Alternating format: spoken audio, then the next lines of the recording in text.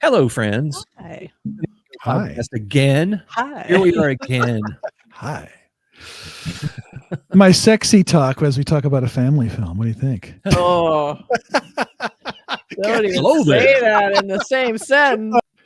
Well, you know, I'm thinking now that there's some animation, so a lot of these are probably they're just lending their voice. You're probably right. I think Ryan Reynolds is actually in it, though. I think so, and I think John Krasinski might be in it too. And he's the director of this film. Of course, he did The Quiet Place 2. Yep. And he's doing this film, directing this film that stars himself, Ryan Reynolds, Emily Blunt, Steve Carell, Awkwafina, Vince Vaughn, Matt Damon, on and on. Sam Rockwell. Wow. Huge cast. Like I said, probably a lot of them are just the voices of these animated characters. Yeah, Am I in this movie? You play yourself. Burk says himself. Okay. Maya Rudolph, Amy Schumer, Phoebe Waller-Bridge. Keegan-Michael Kay, Sebastian Maniscalco, George Clooney. Bradley Cooper. George Clooney? Seriously, it's weird. It's crazy. Everybody loved The Office, so pretty much everyone, if Jim calls, you just answer. Come in for a day and say a few lines, and you get a credit. Not? Yeah, or even that kind of thing. Like literally phone it in. Sometimes they do voiceover stuff where they get a little recording studio and the director's on the phone saying, okay. Kind of like what we're doing here. We're kind of phoning this exactly. So it's called If, like I said, it comes out May 17th and a family comedy. So let's take a look. All right. Yeah. All right. Here we go. Okay. Let's check this out. And roll. That's creepy. What if I told you imaginary friends are real? I don't think this were real. When their kids grow up, they're forgotten. Are any of them scary? Worse. Desperate.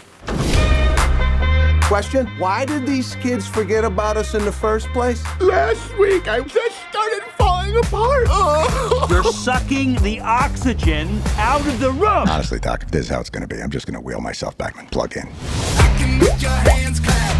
We've started a matchmaking agency to help IFs find new kids. Or we just disappear. Blue. Happy place. Oh, coffee and croissants.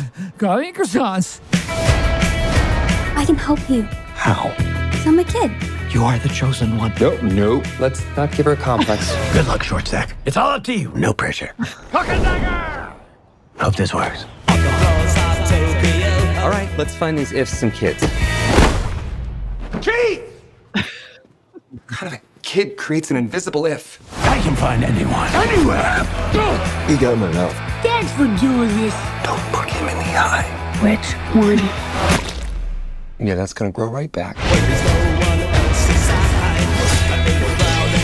Am I disappearing? Oh, I'm not ready for this. I need to throw up, or I need a snack. It's one of the two. Gross. You have to help them. Yes, we do. I'm not gonna ask you again. Put some pants on. You're freaking everyone out. How'd it go? Oh my God.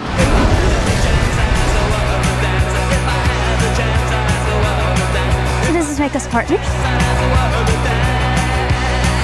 Let's not get ahead of ourselves, shall we? Keith!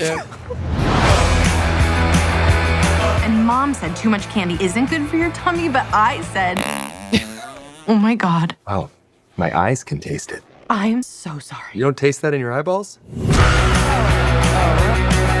Well, okay, slapstick. Like a Pixar kind of an idea. I was going to say it's a Pixar idea. I thought this is Pixar with real actors. Like what was that movie in Inside Out about the young girl who's got all of her emotions, and we go into her head and we see her emotions. Oh yeah, right. Yeah, that's right.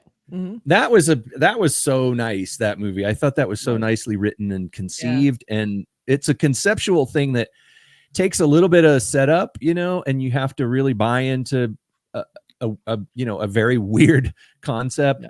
But once you do and you get it, it must have been a hard pitch, in other words. But this one, IF, it stands for imaginary friend. So it's the idea that all kids had imaginary friends that have now been abandoned. Yeah, they dream them up, and then when they grow up and they forget about them, they all kind of go to this sort of retirement kind of place, where they all kind of go, "What happened?" So what happened? Which has a little Toy Story vibe to it. Totally. When Toy you Story, think about it. Oh, yeah. So it feels like they're taking some elements of former Pixar movies and adding in, live action, or having set in live action with the characters being animated. Right. So we have Steve Carell is the big purple monster, right? Voice. I recognize his voice. I was trying to recognize people. I think that was one of the main ones I recognized, but I don't know if I heard anyone else specifically. I'm not good at that. Hiding voices, but him I got. Yeah, I'm not good at it either, especially if they put an affectation or some sort of rough right to them. I'm completely lost. Like I don't know who the gummy bear was at the end. Was that Emily Blunt? I don't know. Right. Yeah, I wonder. Yeah. In the old days, back before we were all born, on variety shows and whatnot, you would see there would be a guest who would be an impressionist or an impersonator, or someone like Frank Gorshin or Rich Little or someone would show up, and they would do impersonations of movie stars, and you'd know immediately who it was. It's like, oh, that's James Cagney, or that's so and so. But now it seems like that a lot of actors don't really have those quirks anymore. So when you hire an actor like George Clooney to do a voice for a character, it just sounds like a guy.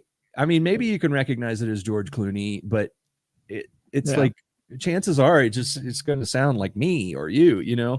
Right. So I see here Amy Schumer is the gummy bear. Okay. George Clooney was Spaceman. I don't know. Do we see him in that? Robot is Jon Stewart. Right. Well, also the other thing is like you're getting that star power that you get to put at the end, but there are a lot of wonderful voice actors that are nice. So I could have done that, and it would have been the same thing. Just want those stars' names, and they get to spend like 20 minutes doing the voice for it somewhere. So they got them. But it looks like one of those fantasy things where you'd go into obscure-ish kind of conceptual zones, Ryan Reynolds in a lot of those. Like Free Guy was the that's true. Of that, he sort of plays this. Yeah. I mean, he's very like Pac-Man movie or something where it's like it kind of, I don't know why it reminded me of the Pac-Man movie, but it takes you like at the end where they're sword fighting and there's a knight and it looks like they're in a video game or something. And is that a current present day type of imaginary friend for a kid? But maybe they're not all contemporary. I mean, some of these might be from a while ago. I guess they would be grown-up people's former imaginary friends. So who is Ryan Reynolds in this movie? Is he like their special keeper? Like, I'm not quite understand why he knows where they all are and leads the girl in there. Like, what's his I first thought he was the like Willy Wonka or something. He looks right. Like because he's not the young girl's dad. I think these kind of movies can be box office gold because the Lego movies were huge. Yes. So it's like taking these sort of ideas and sort of going with it, and if you put in big stars, because the Lego movie had big stars doing the voices, and the Lego movies were really well written. They were. So it's not my cup of tea, but that's okay. It looks like the kind of movie you could enjoy if you were taking your kid to it. True. Like if your daughter was younger and you took her to see that, you could also enjoy it because Ryan Reynolds is always funny, and he probably has some little inside adult jokes that not necessarily profane or anything, but just little insider things that you would understand. Sure, I'm sure there is. I wonder if all the imaginary friends are computer generated. That's kind of an interesting thing too, because they're obviously computer generated characters that look like Pixar type characters, and I wonder if that is going to make present day kids feel like it's sort of contemporary, because when they have you're so used to seeing Pixar movies that the way a computer generated character looks, because I mean, when I was a kid, my imaginary friend was a rotten ventriloquist dummy with a knife that lived in the corner of the basement, and that I don't know if they would do something like that, like a real world thing like that. Nothing that terrifying.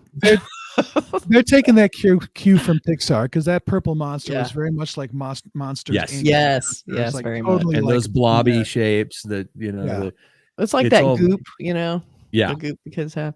And they did have the scene of like a dragon, like two knights fighting and a dragon, like almost like he's inside a video game. So I don't know if that's like someone's imaginary friend is actually being in a video game. So when you deal with that one. Maybe you're inside something more dangerous or something. I don't know. Yeah, hard to tell. I didn't get what the point was with it. You know, it was just like imaginary friends come to life. But was there a quest? Was there like a reason? Do we have to get them back to their home before they dissolve? Well, it seems like toys are like they're just forgotten and they're sad inside this room, wondering what happened. So it's almost like they do want to like join them up with their original creator to get them to love them again or something. That's what I can kind of see that. So I didn't get the story from the trailer. Yeah, it was hard to tell what was happening. No, they're just out in the world now trying to, well, they're hooking them up on a dating app also, so they're not alone. So we have that, the hookup. Hooking up the if creatures. That's actually a funny idea. Yeah.